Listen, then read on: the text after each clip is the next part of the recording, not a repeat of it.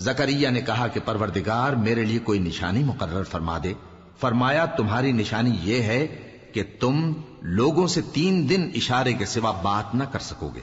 تو ان دنوں میں اپنے پروردگار کی کثرت سے یاد اور صبح و شام اس کی تسبیح کرنا۔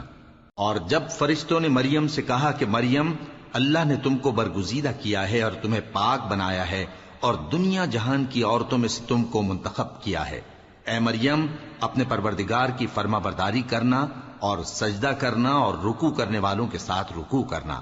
اے نبی، یہ باتیں اخبار غیب میں سے ہیں جو ہم تمہارے پاس بھیجتے ہیں۔ اور جب وہ لوگ اپنے قلم بطور قرعہ ڈال رہے تھے کہ مریم کا کفیل کون بنے، تو تم ان کے پاس نہیں تھے، اور نہ اس وقت ہی ان کے پاس تھے جب وہ آپس میں جھگڑ رہے تھے۔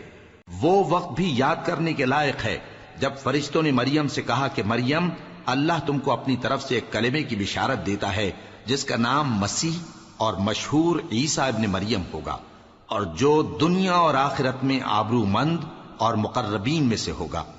اور ماں کی گود میں اور بڑی عمر کا ہو کر دونوں حالتوں میں لوگوں سے یکساں گفتگو کرے گا اور نیکوکاروں میں ہوگا۔ مریم نے کہا کہ پروردگار، میرے ہاں بچہ کیوں کر ہوگا کہ کسی انسان نے مجھے ہاتھ تک تو لگایا نہیں۔ فرمایا کہ اللہ اسی طرح جو چاہتا ہے پیدا کرتا ہے،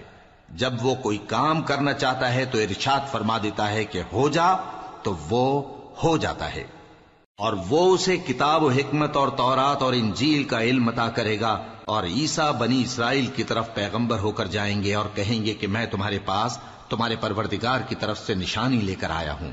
وہ یہ کہ تمہارے سامنے مٹی سے پرندے کی صورت بناتا ہوں، پھر اس میں پھونک مارتا ہوں تو وہ اللہ کے حکم سے سچ مچ پرندہ ہو جاتا ہے، اور پیدائشی اندھے اور ابرص کو تندرست کر دیتا ہوں، اور اللہ کے حکم سے مردوں کو زندہ کر دیتا ہوں، اور جو کچھ تم کھا کر آتے ہو اور جو اپنے گھروں میں جمع کر رکھتے ہو سب تم کو بتا دیتا ہوں۔ اگر تم صاحب ایمان ہو تو ان باتوں میں تمہارے لیے نشانی ہے، اور مجھ سے پہلے جو تورات نازل ہوئی تھی اس کی تصدیق بھی کرتا ہوں، اور میں اس لیے بھی آیا ہوں کہ بعض چیزیں جو تم پر حرام تھیں ان کو تمہارے لیے حلال کر دوں، اور میں تو تمہارے پروردگار کی طرف سے نشانی لے کر آیا